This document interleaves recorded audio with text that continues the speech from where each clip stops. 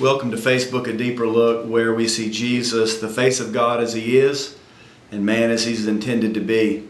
And this week we're in John chapter 11 and John chapter 12, and we see a story in the life of Jesus where Lazarus, a friend of Jesus, is sick, and he passes away, and Jesus raises Lazarus from the dead, and Lazarus has two sisters, Martha and Mary.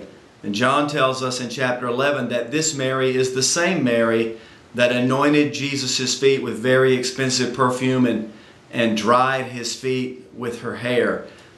And that story, that event is in John chapter 12. And so we see that this anointing of Jesus' feet with this very expensive perfume and drying His feet with her hair, this worship is in response to what happened in John chapter 11. In other words, Lazarus, Mary's brother, is raised from the dead, and Mary sees Jesus in a whole new way. She gets a whole new revelation of Jesus, and that prompts this act of worship.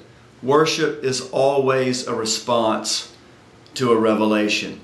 In other words, we can only worship Jesus to the level that we know Him. If He's revealed Himself to us as Savior, then there's a response in worship. If He's revealed Himself to us as a healer, then there's a corresponding response in worship. He may have revealed Himself to us as one who makes a way where there doesn't seem to be any way. He may have revealed Himself as one who brings us through a situation where we never ever thought we could get through it. Or He may be one that reveals Himself as one who restores to us something that we thought was irretrievably lost. Maybe it's a relationship or a business or whatever it is. Maybe it's just a restoration of a hope and a dream and joy on the inside. Whatever it is, He's restored something to us, and our response is worship. We can only worship Him to the level that we know Him. And as our revelation of Him increases, as we get to know Him more, then our worship also increases. And that's exactly what happened with Mary. She saw Jesus in a way that she had never seen Him before, and that prompted this act of worship, this anointing His feet with this perfume and wiping His feet with her hair. There's a couple things I want to point out this week about this act of worship from Mary. First of all, it's extravagant. This perfume, this jar of perfume, this jar of ointment, again, is very expensive. It's her very, very best. I'm sure that Mary had some less expensive ointment, some less expensive perfume. We find out later in this story that this was actually worth a year's wages. So it was probably even an investment. But it was her very best. This was a very extravagant act of worship. And when the seal was broken on this jar, the entire jar had to be poured out because it would spoil. So it's not like she took a little bit of the ointment and put it on His feet and rubbed it in. No, when she opened that jar, when she broke that seal, she had to pour all of the ointment out on His feet and rub it in. So it was her best. It was very expensive. It's worship. It's a gift. And our worship is more than just our song. It's more than just lifting our hands. It's more than our dance. It's more than all those things. Worship is our lifestyle. Worship could be an act of giving. It could be an offering. But whatever it is, Mary's worship was extravagant. And it was her very, very best. And secondly, it was uninhibited. I mean, can you imagine what it must have taken for her? It's a dinner given in honor of Jesus. I don't know how many guests were there, but how many were there really didn't matter to Mary. Her focus was not everybody else that was there. Her focus was only on Jesus because she had this new revelation of Him. She appreciated Him. She loved Him more than she had ever loved Him before. And this act of worship is totally uninhibited, so much so that she would, while Jesus reclined at the table, she would break open this jar of perfume and she would begin to pour it on His feet and rub it in His feet, and then she would bow herself low and she would dry Jesus' feet with her hair. Can you imagine? She risked her reputation. She risked her dignity. Can you imagine what the other people at the party, the dinner, must have thought? I wonder if they just continued their conversations and didn't notice at all, or if or if they started to glance out of the corner of their eye and they started to see Mary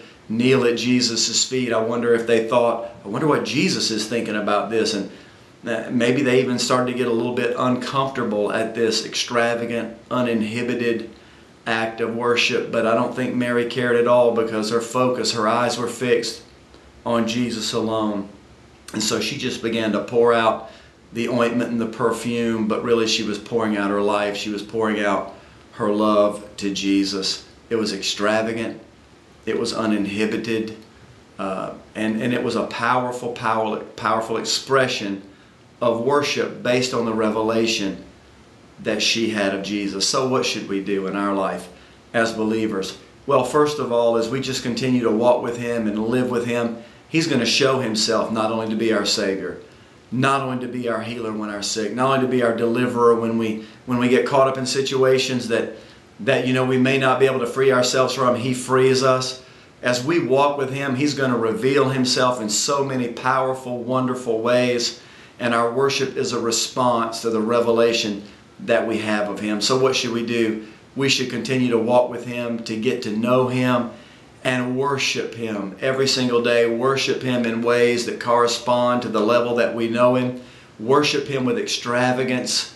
Give Him your very best. Whether that's in your worship, the lifting of your hands, your song. Maybe it's not just what you do on a Sunday morning. We think that all of our worship has to be confined to a Sunday morning, but I think that some of our most intimate worship is not when we're all together in a large gathering, but it may be a smaller gathering, or it may be when we're by ourselves with Him, and that's the most intimate time that we have. As a matter of fact, my opinion is that our Sunday morning should not be the most intimate time of our worship with Him. It should be powerful. It should be dynamic. But there are so many different dynamics and things that go into a Sunday morning corporate worship service. But man, when we're alone with Him and we worship Him and we pour out our heart to Him and pour out our thanks to Him and give Him our very best, how powerful. We're changed in the presence of God when we worship Him in that intimate setting. We ought to give Him our very, very best with our song, our heart. Give Him our very best, even with our financial offerings, whatever it is. He deserves it. And our worship is going to be in response and to the level of our revelation of Him. Give Him your very best, and also let it be uninhibited. Don't let the opinions of others sway you. It's not about what others think. It's about what He thinks. And so let your worship for Christ be extravagant. Let it be uninhibited.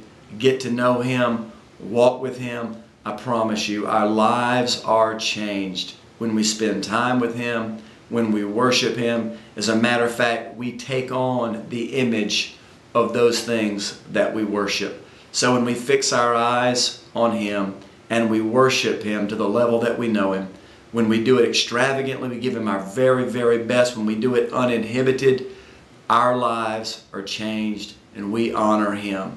God bless you. We'll see you next week for more of Facebook, A Deeper Look.